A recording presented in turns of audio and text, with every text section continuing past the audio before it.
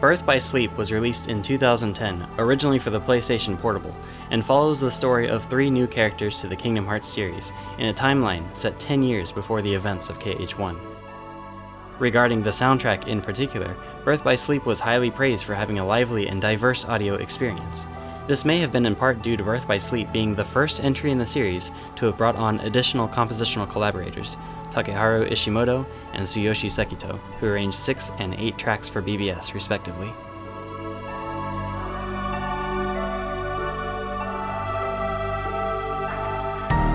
We've previously talked at length about how Shimomura has used related musical material between different tracks to convey a sense of development within the larger narrative, and how these families of motifs have connected to different tracks throughout the franchise. Birth by Sleep continues the rich tradition of developing Shimomura's web of themes in a way that firmly positions Birth by Sleep as a juggernaut on the same musical level as KH1 and 2. And hopefully the connection diagram for this game will help to clarify some of the more interesting uses of melodic threads that were thoughtfully weaved within key pieces in the soundtrack for this game. Let's first take a look at a categorization of pieces in BBS, which can be broken down as follows. We can take note of a few melodically unconnected pieces right away that might stand out in a unique manner for this game specifically, and so rather than separating notable entries in a separate orphan box within the connection diagram, like we've done before, I think it'll be more clear to just briefly summarize the most interesting of these pieces right away. In the Field category, the track Dive into the Heart Storied plays as expected for the Character Select screen, as well as Ven's Dive to Sora's Heart, both of which involve the Station of Awakening. This follows exactly the same use this track has always had in the series, and it's nice that this Heart Station concept continues its association with Storied. Night in the Dark Dream, by contrast, serves as the eventual field theme for the new area that had been yet unexplored until now, the Realm of Darkness, or the Dark World as it's called later. There are no explicit references to any other tracks in this field theme, nor the 2 battle tracks composed for the Dark Realm, but this location has been teased since the first entry in the series, so Aqua's visit in the secret episode is pretty monumental. It's really neat to finally hear how Shimomura has musically framed this important location. Oh, and by the way, with all these dream titles in BBS, like Dearly Dreams, Daydream Upon Neverland, and Night in the Dark Dream, I can't help but think they may have been influenced from Shimomura's then ongoing work with a sleep and dream themed game, Final Fantasy Versus 13, for which she had composed the track Somnus at least 2 years prior for her 2008 Dramatica album. Nomura will bring the concept of dreams into Kingdom Hearts later for Dream Drop Distance. The last particularly notable field theme we'll talk about in this group is actually Bibbidi Bobbidi Boo for Cinderella's World, Castle of Dreams.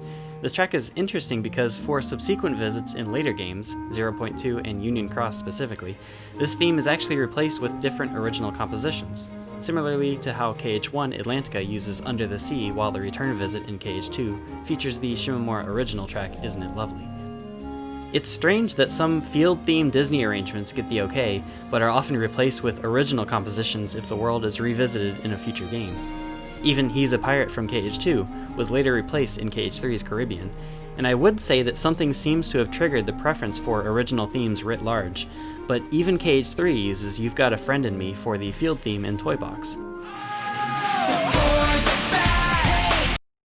So currently, it's unclear what the criteria is for choosing between composing an original track or arranging a piece from the source movie. Now moving on to the battle category, most entries here should make sense. That said, I did struggle a little with Enter the Darkness because it functions like a character theme, but the player doesn't interact with Vanitas without battling him, so I think it makes the most sense here as a battle track for now. With the track Dark Impetus, one might expect to find musical material in reference to Xehanort or any of his related themes, but I was unable to find anything referential in this track. Shimomura says she wrote this piece after struggling with some personal matter, so it might have just been the case that she used the compositional process of building Dark Impetus as a means to break writer's block. Destiny's Force, originally from KH1, plays one time in BBS, during the Aqua vs Hades and Ice Colossus match at Olympus. This is a strange use because this theme has traditionally been associated with pure-blood heartless encounters, like those involving Darkseid. I might have expected the Deep End or the Encounter instead, both of which have been used previously for Colossus and Hades related fights.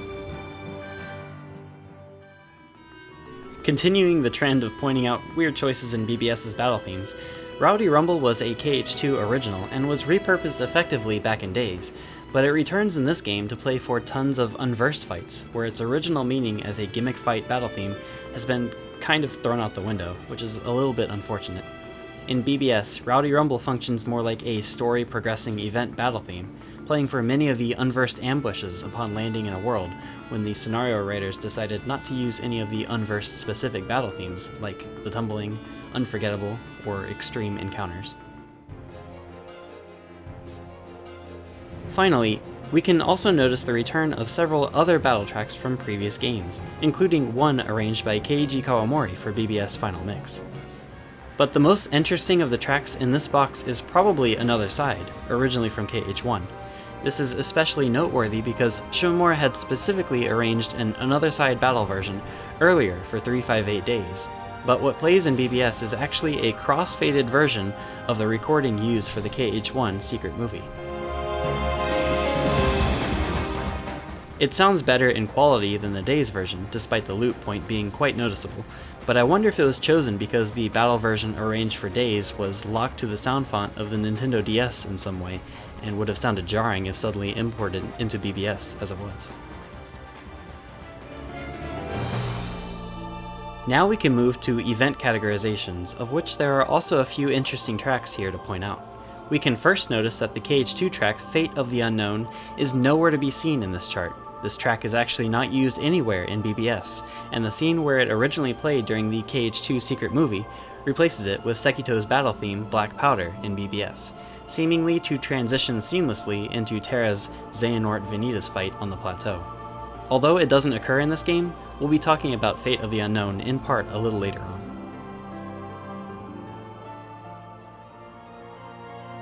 Beyond the Door, which if you'll recall was part of the KH1 chart in the Bigger Picture group, is reused in BBS during the end of each character campaign. This reminder of the Bigger Picture motif makes sense in BBS because ramifications of the events of this story ripple throughout the series, fitting nicely in line with this track's implied purpose of being an auditory indicator of grandeur or some monumental event associated with interacting with the Kingdom Hearts. An extra benefit of this track's reuse is that in KH1, it played when the door to darkness is opened and the light of Kingdom Hearts obliterates Ansem. And this also thematically fits neatly with the true Kingdom Hearts in BBS looming above Terra, as well as its plays when Ven and Aqua become lost in darkness. Continuing on, the arrangement of Destiny Islands in BBS that plays for Terra and Aqua's visits to the main island is the Calm piano version originally from Calm and later re-recorded for use in the epilogue of KH2. I waffled between placing it in either the Field or Event box, but settled in Event due to there being no active gameplay during these scenes. You may also notice Destiny Islands down in the Miscellaneous box. This is because the separate KH1 version listed here is also one of the additional 5 unlockable tracks for the Ice Cream Beat minigame from BBS Final Mix. Birth by Sleep is also the first game in the series, as far as I know, to officially use a musical recording specifically from an outside source. For the 0-point teaser that played as the last story cutscene in BBS Final Mix, the track that accompanies Aqua's discovery of the Castle of Dreams having fallen to darkness is the Destati arrangement from Yoko Shimomura's live-recorded 2008 album, Dramatica.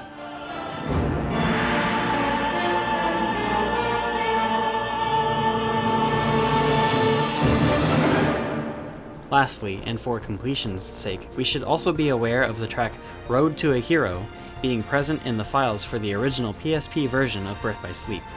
It's labeled Training, which gives evidence to suggest that it had been intended for use during the Urn Smashing event at Olympus. This track, however, was ultimately never used anywhere in-game, and the Urn Smashing event used the general Olympus battle theme, Go For It, for all releases of BBS instead. To wrap up here, the tracks included in both the character and miscellaneous groups should, for the most part, be unsurprising. The spreadsheet that documents all uses for all these tracks, as well as all this information I just talked about, can be accessed in the description below for further reading if interested. Shimomura, Ishimoto, and Sekito, working together for the first time in the series, put forth a great effort to write pieces that were not only musically diverse in tone quality and style, but also in melodic significance, as many of these tracks are just as well connected as those from the previous numbered games. Let's now go through the musical connections within the complete soundtrack of Kingdom Hearts Birth by Sleep. Here is the connection diagram showing relationships and shared musical material between the tracks composed for BBS. This soundtrack is as sizable as those for KH1 and KH2, so to make addressing the many connections within this OST more fluid, we'll return to our usual method of going through each of the boxed families of shared melodic phrases. To begin, several tracks in Birth by Sleep do appear as evolutionary arrangements of previous tracks throughout the series. I'll skip the obvious new arrangement of Dearly Beloved for now and address it more in depth later. We can start with Ishimoto's Eternal Moments, which is fundamentally an arrangement of Shimomura's At Dusk I Will Think of You from Days. This track plays one time in BBS, when Ven meets Lee and Isa in Radiant Garden, almost certainly as a callback to Axel's time with Roxas and Shion at the Twilight Town Clock Tower. Not only is the title new, but there is also a brief, unique transitional section in Ishimoto's arrangement.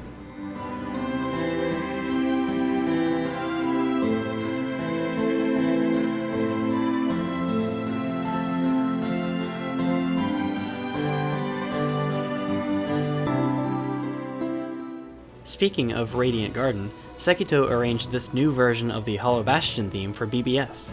This now marks the third time in the series when Hollow Bastion has been given a new arrangement to accompany the location in a game. Sekito chose to arrange this field theme with more of an emphasis on brass in comparison to KH1's focus on a harp pizzicato combo, and KH2's new introduction before its strings.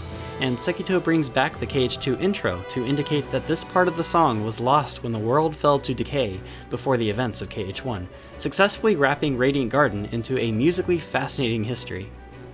Similarly, the Hollow Bastion battle theme, Scherzo di Notte, is slightly rearranged into a new BBS version that Sekito titled Black Garden. Now, it's not worthwhile to make an entire family box around the solo in Radiant Garden's field theme, but it's interesting that there is a sequence of notes here that are actually also clearly present in Shimomura's The Tumbling.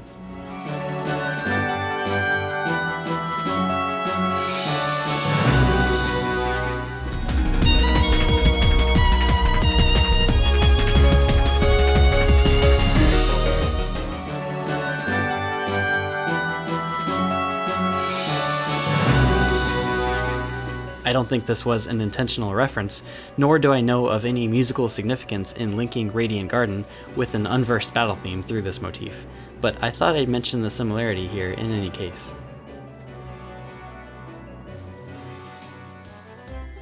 Returning to the evolutionary themes present in BBS, Mickey Mouse March, which was arranged again by Sekito, is the field theme for Disney Town. We've seen this happen with plays of a few other field themes in the series where the player visits a larger part of a location they've been to before. Disney Town is the town outside Disney Castle, which Sora visited in KH2. And as an aside, it's understandable that KH2's Disney Castle didn't have a unique battle theme, considering that the world was really more of a precursor to Timeless River. But BBS actually gives Disney Town a unique battle theme, Up Down Adventure. Although it doesn't make any references to any previous Disney Castle field or battle themes, it is much nicer hearing this than having a general battle theme like KH2's Dance to the Death play instead.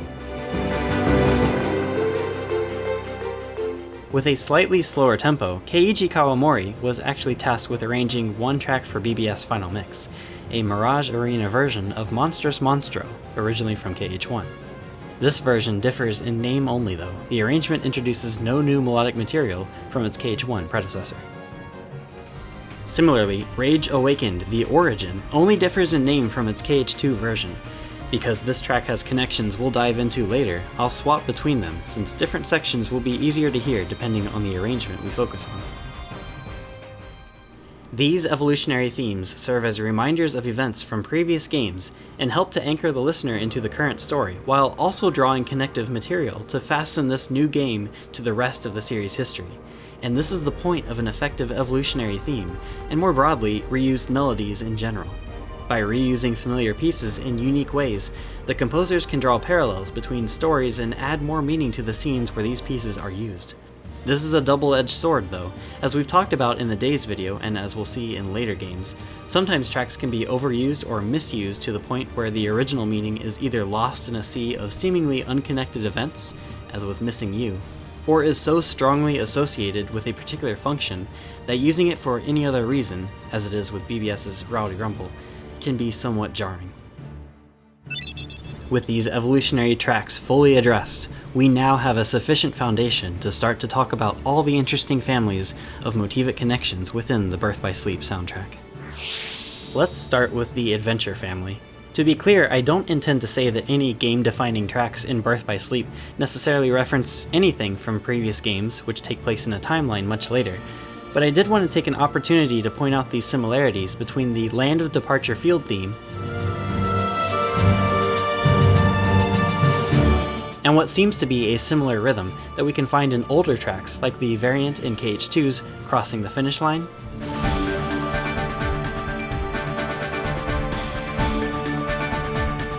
Results and Rewards from Days,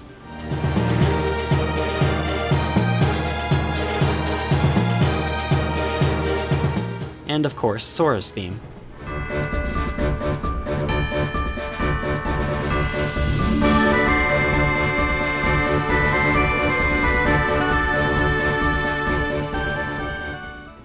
I've previously referred to this rhythmic element as an adventure motif, which seems to thematically fit nicely in the Land of Departure field theme, if this was intentional.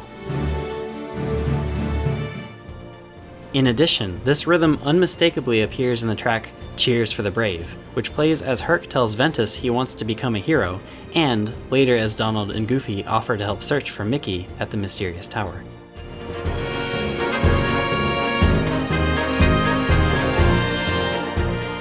We seem to hear this rhythm often in tracks that are used during scenes or gameplay where characters are expected to express resolve, determination, or bravery.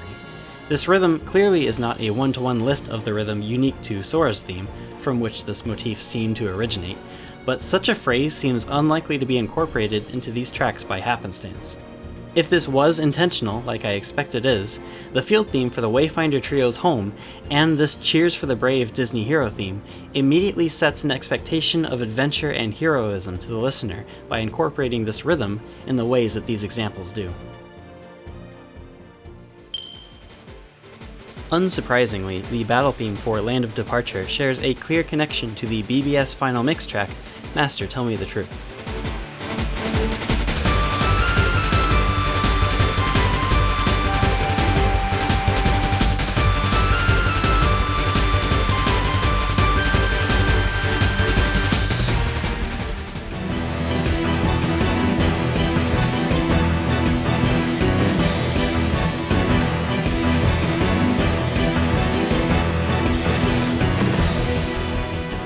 But Master Tell Me the Truth is not an evolution of future masters.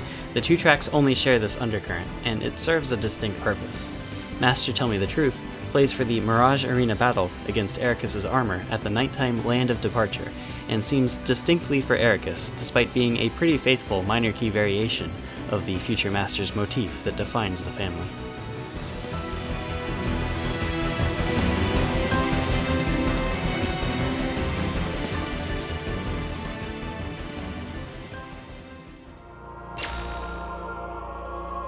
The field theme to the Keyblade Graveyard, called Keyblade Graveyard Horizon, might have given away its connection to a previous theme through its title, but it is a musically fleshed out track that grew out of KH2's Sunset Horizons.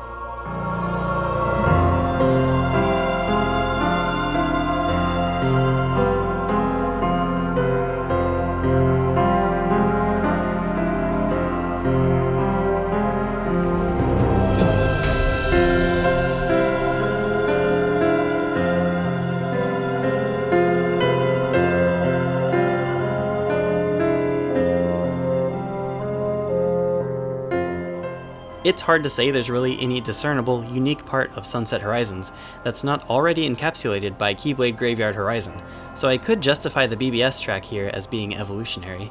but considering how both are used as separate tracks for KH3, I decided that keeping them separate was more true to how these tracks are considered by the game's developers and Shimomura. Looking back at KH2's The Gathering, we see that Sunset Horizons is a track that we now know contained the field theme for the location. In addition, I did want to talk for a moment about Xehanort's theme here. It's interesting in that initially it seemingly doesn't have many connections to any other track in BBS in the same way that Xemnas or Ansem did in previous games. However, Xehanort's theme seems to sing a similarly contoured melody to the Keyblade Graveyard motif here.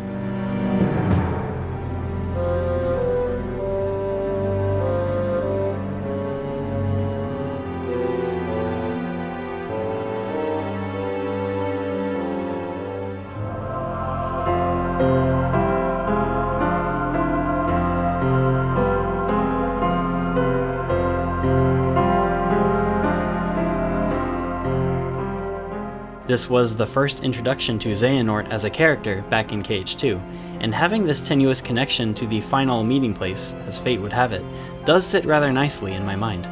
The melody in Xehanort here seems like a variation on this musical pattern, almost like a corruption of it, considering all the tritones present within.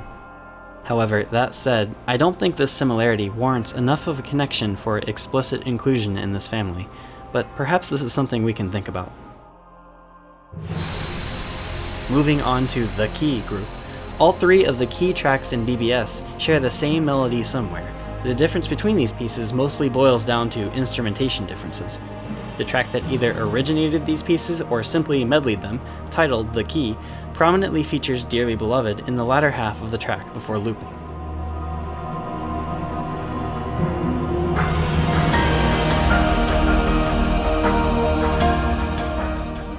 As for the tracks The Key of Light and The Key of Darkness, these two are important event themes that usually signaled some sort of rippling or cross-influential event within BBS.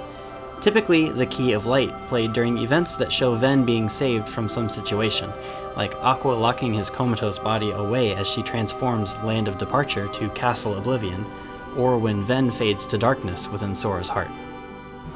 The Key of Darkness, conversely, played when characters, mostly Xehanort, used darkness for executing some tragedy, like slaying Ericus and destroying the Land of Departure, or Vanitas merging with Ven in the final part of his campaign. The Key of Light, the Key of Darkness, and the Key all feature the grand instrumentation of choir and organ. The Key trades organ in the first part for string tremolo, but brings it back during the Dearly Beloved quote.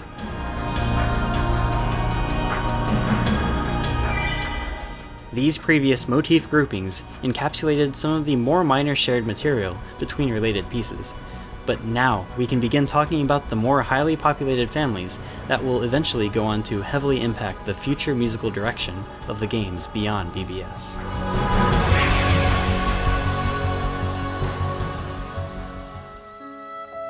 Yoko Shimomura said that in the first iteration of Vanitas' theme, it was originally completely different to what we can listen to now. And it would be interesting to hear what Shimomura had originally composed for Ven, considering that Terra and Aqua's themes were derived out of the majority of distinct musical material in Fate of the Unknown. Ven's theme starts with what I'd consider the clearest identifying melody unique to Ven, and we can hear this motif as elements within Ishimoto's Vanitas battle themes.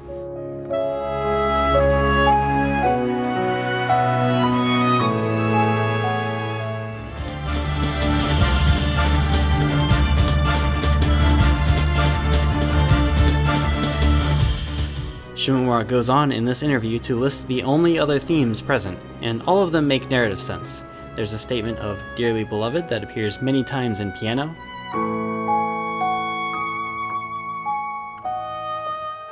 followed by Roxas in piano and violin,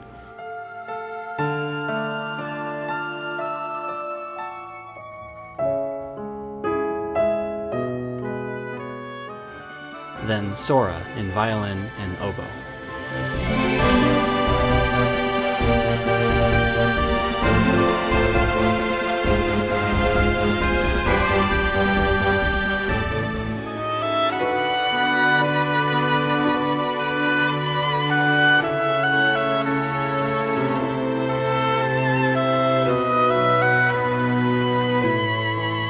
As we know from this game, Ven's heart eventually comes to take refuge within Sora, and later within Roxas. So this theme recontextualizes how Sora and Roxas's separate themes narratively come from the same source, Ventus.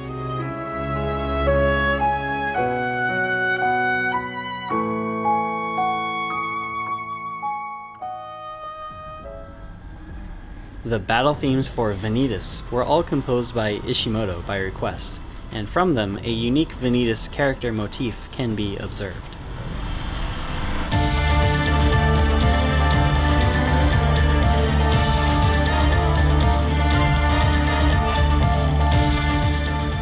Unbreakable Chains is the title given to the Vanitas vs. Ven final battle, and within it, aside from the chromatic Vanitas motif, we can also find crystal clear statements of Roxas,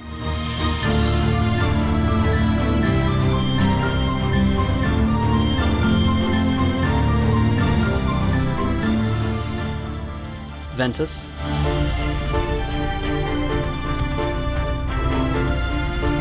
and Sora.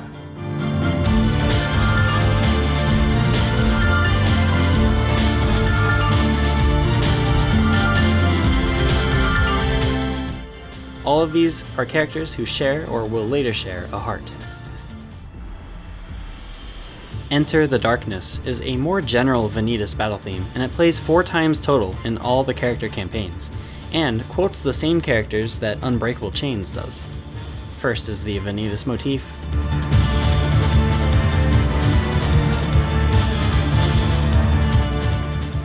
followed by Roxas,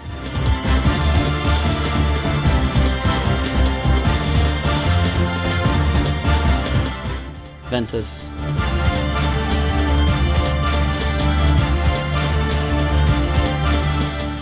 and Sora.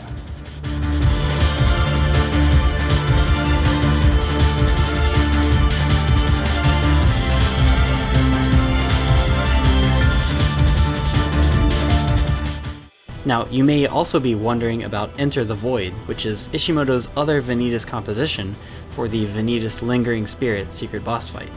Unlike Unbreakable Chains or Enter the Darkness, Enter the Void doesn't make reference to Vanitas' motif, nor Ven, Sora, or Roxas. It's surprising, but this piece is composed of completely non-referential material.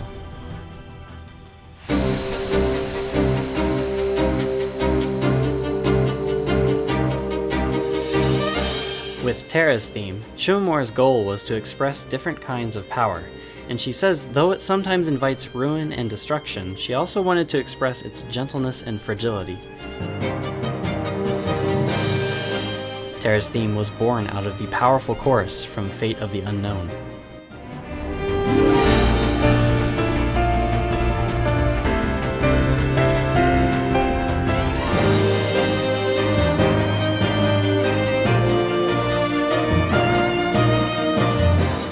This motif, hereby referred to as Terra's motif, is present all over the place in BBS. Specifically, Terra's motif can be heard several times during the final battle track for Aqua vs. Terra in the track Dismiss.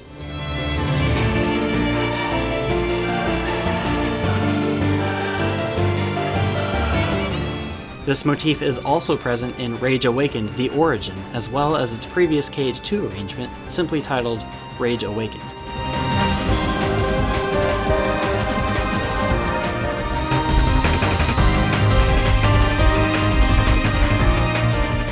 Both of which play in concert to Terra's Lingering Will challenging Xehanort within his body, and originally introduced when challenged by Sora in KH2.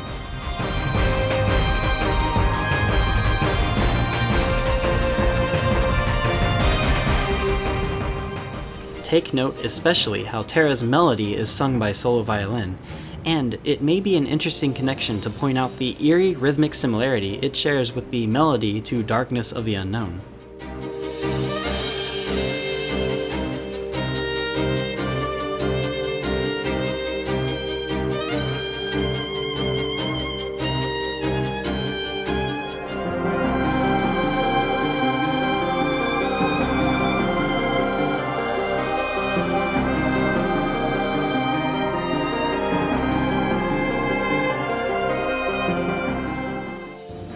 In retrospect, I don't think Terra's composition was especially inspired by Darkness of the Unknown in particular, but it's interesting to track similar melodies from across the series, and at least the rhythmic similarities of these melodies might be worth thinking about considering the lore behind Xemnas and Terra's relationship. Shimomura introduces her composition for Aqua by saying that, like Terra's theme, it too was born from Fate of the Unknown.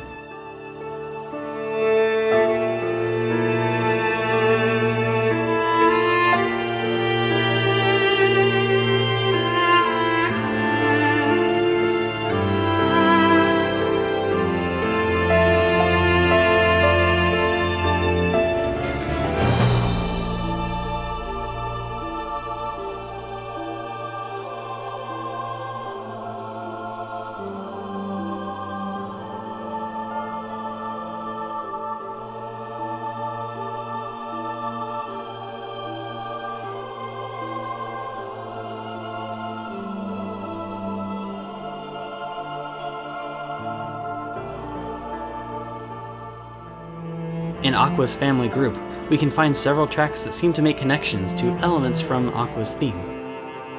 Now, Dismiss also hides what sounds like a connection to Aqua's lonely violin motif in the chart.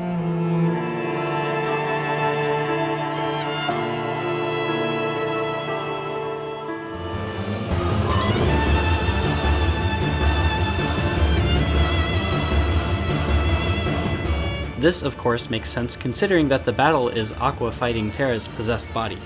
We'll talk more about other shared elements with Dismiss specifically in a little bit.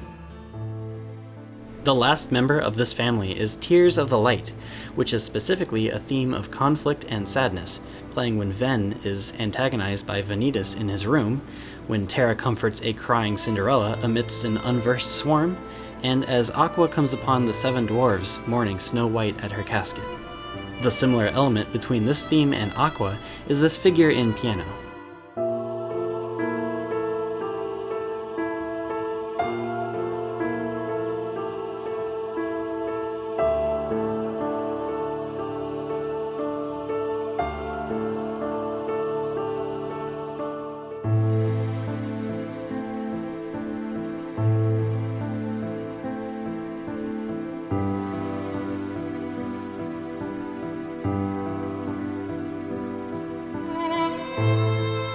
While it's not an exact match, the contour of the accompaniment is not represented in such a similar fashion by any other track in the series, let alone elsewhere in the BBS soundtrack, so I think this is arguably likely to be an intentional link between these pieces.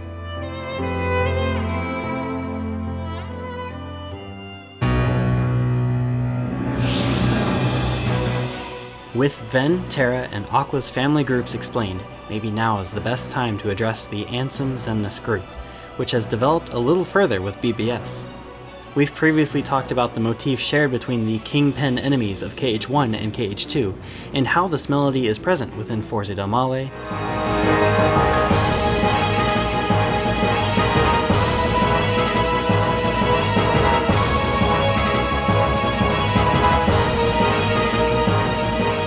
Darkness of the Unknown,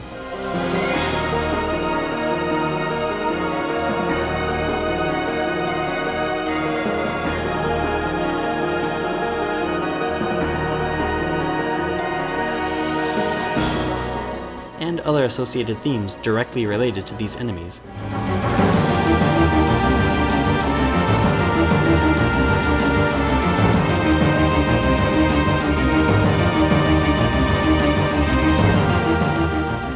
BBS, and actually KH2, presents the player with one more clear association. Within Rage Awakened, we can actually hear a connection to the Ansem Xemnas motif present in the accompaniment strings beneath the solo violin, but you'll need to listen closely to catch it.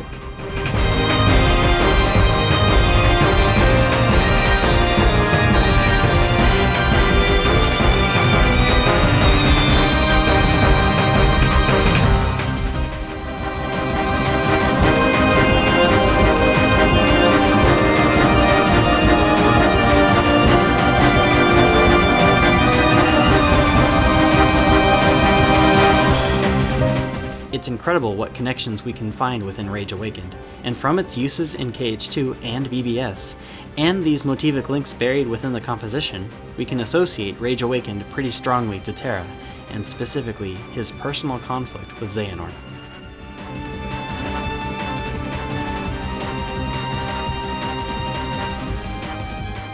As for Forze dell'Oscurità, the use of the Ansem Xemnas motif should be obvious since this track is essentially a medley of Ansem's Forze del Male and Xemnas' Darkness of the Unknown.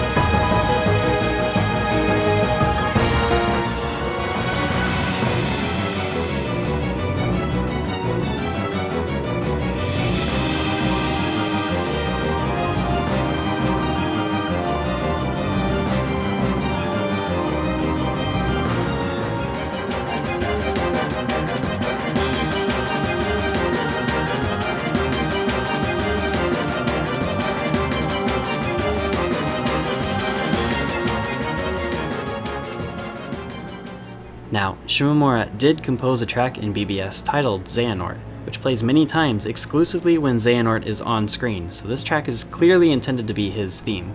But it is strange that the track doesn't have a particularly strong and flexible melody in a way we've come to expect from most other character themes in the series. His theme seems to be used more like an event theme for exposition, similarly to how Xemnas from Days played for conversations between Saïx and Axel. Xehanort's theme doesn't readily lend itself for use in battle music too well, and I wonder why his theme never made use of the explicit motif that Shimomura intentionally used to link Ansem with Xemnas. In some sense, Forze dell'Oscurità functions much more effectively for a battle against Xehanort due to its associations to Ansem and Xemnas. As unlikely as it sounds, I wonder if Shimomura composed Xehanort's theme without knowing that Xehanort was related to those two. This would help explain why Forze dell'Oscurità played for the battle against Xehanort in KH3's Limit Cut Data Xehanort battle. But it does also call into question why a new unrelated melody is introduced to play during Terra's final battle against Xehanort in BBS, a Sekito composition titled Black Powder. Everything surrounding Xehanort's musical identification as BBS's story unfolds feels very unclear in retrospect. This Ansem Xemnas motif feels more like a Xehanort theme than the actual Xehanort composition, and I feel this disparity weakens the musical impact of BBS slightly. This all said though, I am very glad to hear the confluence of Ansem and Xemnas in the BBS final mix battle against Snowheart.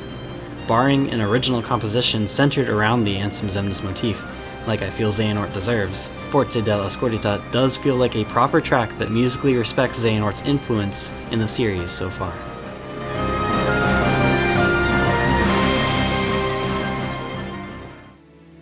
Now we have arrived at the most well-connected track within BBS, Dismiss.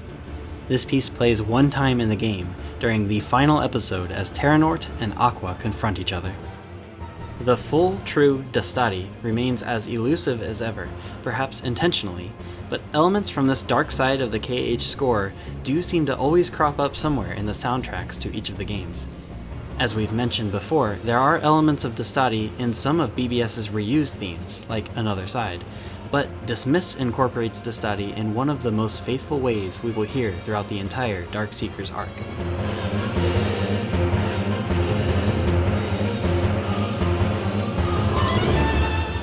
Dismiss was composed initially with the idea of combining Terra, Xemnas, and Ansem, but finding clear links to Xemnas or Ansem was fruitless on my end. What I think actually became of the Ansem request in particular ultimately ended up becoming the various quotes of Dastati from Guardando nel Buio that we can hear in many forms throughout this track. Dismiss not only borrows a variation of the Dastati ostinato,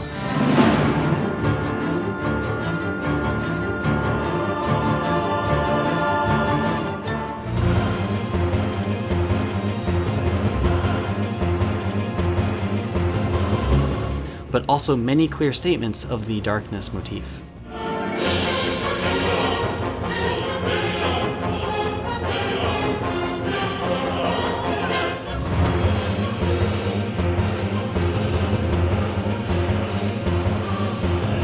Recall now the shared material within Dismiss to the themes of Aqua and Terra.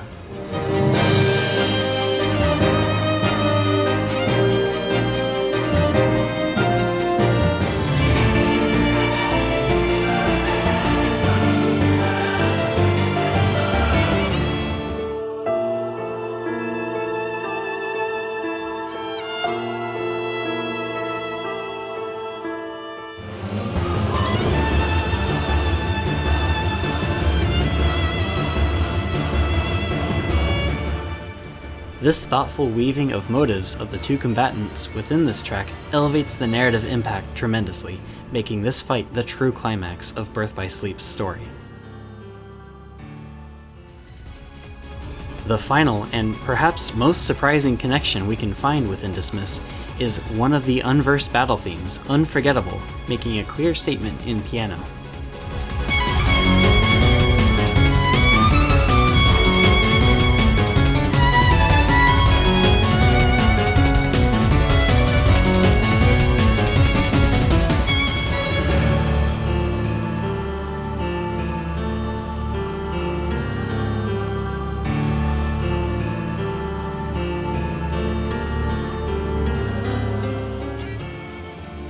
Unforgettable plays for a litany of, ironically, more forgettable battles throughout the game, but it also accompanies the important Trinity Armor battle in Radiant Garden, where Aqua, Terra, and Ven meet up together during the midpoint of the story.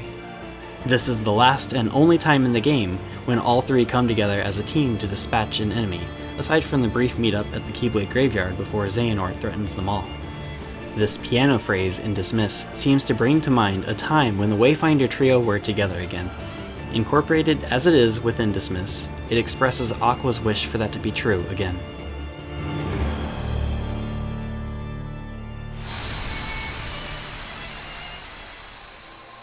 The motivic references within specifically all these character themes we've just addressed culminate to a blistering finale within the game's final episode. Throughout Birth by Sleep, the player has grown with each of the three protagonists, experiencing Terra's temptations with darkness, Ven's slow self-discovery, and Aqua's ordeal in trying to protect the both of them. This comes to a head in the final third of the game, when melodies related to Terra expose themselves as having links to enemy themes from previous games. In the same way, Ven's story will end with his related themes eventually giving way to those related to the Keyblade and Kingdom Hearts as he fulfills his role in Xehanort's plan of facilitating the summoning of these legendary vestiges. Aqua then has to deal with the aftermath of both these fates by subjecting herself to a true test of her worthiness as a Keyblade Master, confronting her best friend and dispelling the corruption that Dismiss has enacted on Terra's theme. In many ways, the game narrative and the musical one complement each other exceedingly well in the finale of the game.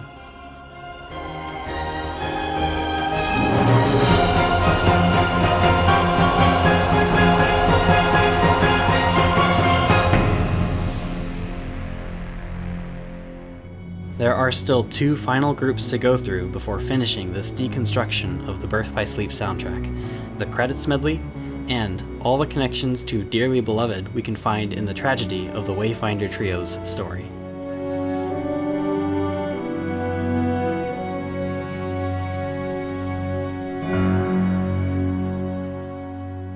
The credits medley for BBS continues the tradition of combining themes from throughout the game into one last hurrah of a piece. BBS does do something slightly different than the credits tracks from KH1 and KH2 though. In this medley, Kawawada begins with the rising phrase from Unforgettable, before moving immediately into Terra's theme. He follows with Aqua and Ven later, before moving into various field and battle tracks from the Disney worlds, Neverland's Scherzo from Neverland, The Rustling Forest from Enchanted Dominion, Castle Escapade from Castle of Dreams, and Risky Romp from Dwarf Woodlands. This is the first time that many of the worlds from the game are specifically included in the credits medley, rather than incorporating some of the other important event themes like The Key or Destiny's Union, which I might have expected. Still, including world themes does give the player a sense of the scope of the story they will have experienced in playing through the game, which is nice. The medley ends with Dearly Beloved, and maybe notably, Always on My Mind is incorporated as well.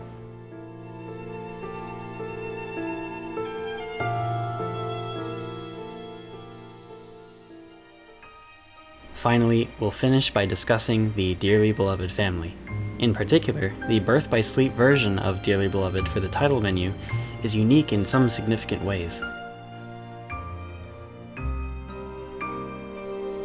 To begin, Shimomura has stated in various interviews that this orchestrated version intentionally does not contain a statement of Always on My Mind, as all versions have up to this point, and that this was because BBS takes place chronologically before KH1.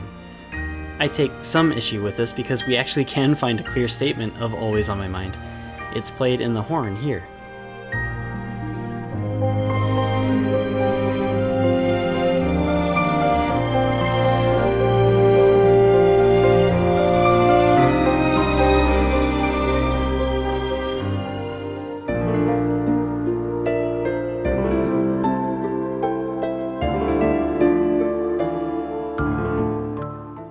So it's unclear what she meant. I suppose it's possible she may have misremembered, or that this is a mistranslation, and that maybe she was referring to the oboe's solo, which has traditionally gotten this phrase in the past, but I'm unsure.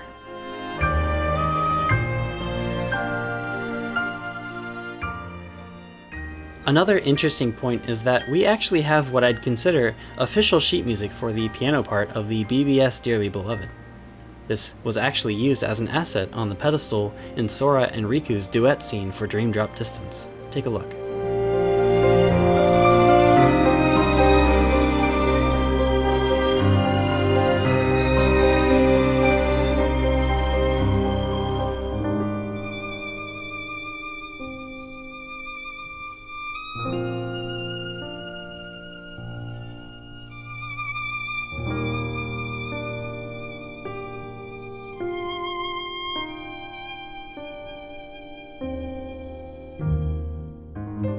This is one of the very few versions of Dearly Beloved that we actually have an official sheet music source for, even though it's incomplete. Since the official Kingdom Hearts Piano Collections was released a year prior to BBS, it might be noteworthy to point out that one of the elements of BBS's Dearly Beloved seems to have been drawn from Natsumi Kamioka's arrangement of the Piano Collection's concert paraphrase. This similar sextuplet pattern shared by both.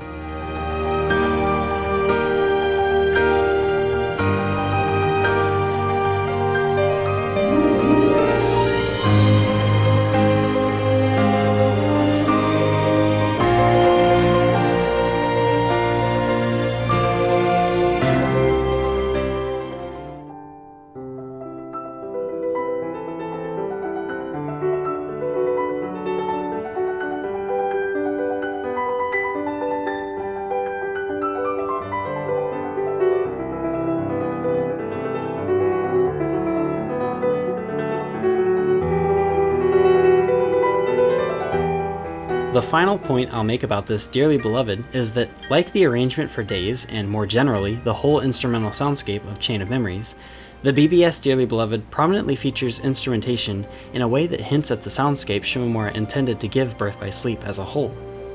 Similarly to how the Days Dearly Beloved features flute as a likely reference to Roxas being the protagonist, the solo violin in this case may correspond to Terra, Aqua, and Vanitas.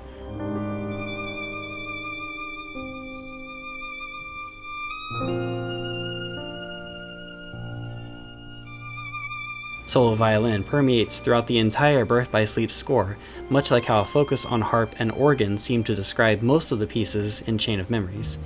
Throughout this analysis, hopefully it was evident just how many BBS tracks feature solo violin prominently in comparison to the soundtracks from previous games.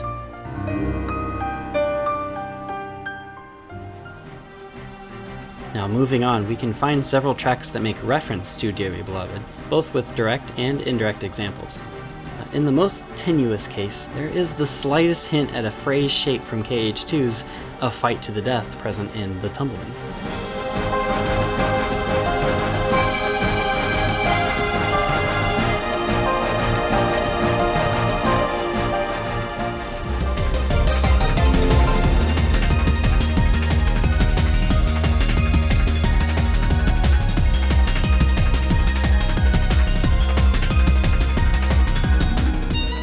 Notice though, this is 100% not a quote of Dearly Beloved, so this track is not a member of this family. But that said, such a sequence probably owes its familiarity to A Fight to the Death's previous literal usage of Dearly Beloved, despite the tumbling changing most of the pitch relationships.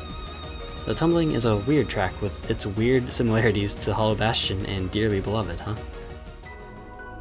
Moving to slightly more solid ground, in the case of the field theme for the world map, called The Worlds, we can notice how the arpeggiations in the background of the track on piano are formed out of the Dearly Beloved melody in a way I'd consider similar to the ever-famous Final Fantasy prelude. I wonder if there may have been some inspiration behind this.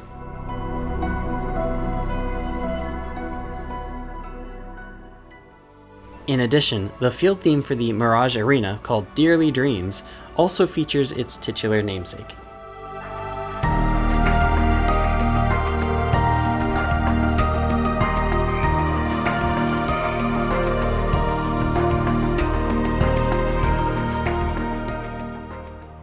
And like Dearly Dreams, the track titled The Key quotes Dearly Beloved very evidently in the second half of the track.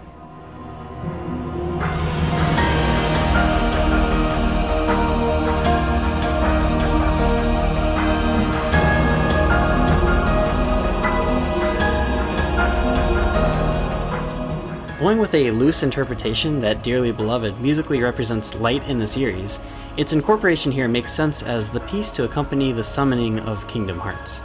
As Sora said in KH1, Kingdom Hearts is light. To this point, it's also very fun to take note of how the track The Key quotes Dearly Beloved, and that the only character theme in the series up to this point that uses Dearly Beloved in his theme is Vanitas. I wonder if there might be something more to explore with this association.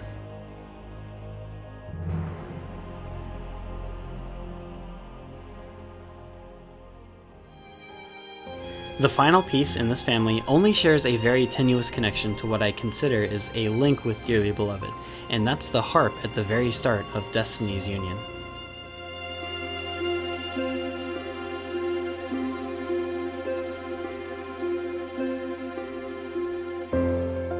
Destiny's Union plays for lots of scenes where Aqua, Terra, or Ven remember their bonds by clutching a Wayfinder, and just like some themes from Days, Shimomura seems fond of using 3-note repeating patterns. Destiny's Union plays this repeating figure that's definitely the Dearly Beloved CGF we're familiar with, but we would be remiss to claim this was a strong connection. However, what really firms up this link between Destiny's Union and Dearly Beloved is a combination of other slightly weaker evidence. One, that this phrase is also very similarly implemented in the harp, like The Worlds, and two, that KH3 reuses this theme by directly inserting into the track an unmistakable Dearly Beloved reference for the first scene in that game.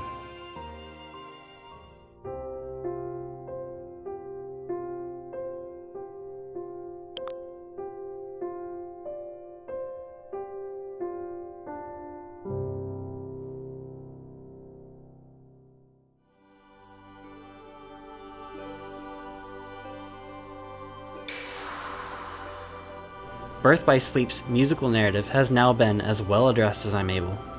The story carries with it the burden of expanding Nomura's universe, while staying true to traditions established from the previous games. But with the help of Sekito and Ishimoto, Shimomura was able to musically provide interesting resolutions to the on-screen events by making use of motives from previous games to ground her tracks to the foundation of this game's narrative. Her work explored many new avenues of instrumentation, while still adding to her network of storied melodies meaningfully. I have my own concerns with Sekito and Ishimoto's compositional fit to the series from their collaboration in BBS, but this game musically excels because the large majority of the tracks that fundamentally defined settings, characters, and events were primarily by Shimomura herself, and the way she has continually proven her ability to tie together a narrative with her instrumentation and compositional piece setting remains at such a high degree that it's no wonder why Birth by Sleep is widely considered to have some of the best music in the series.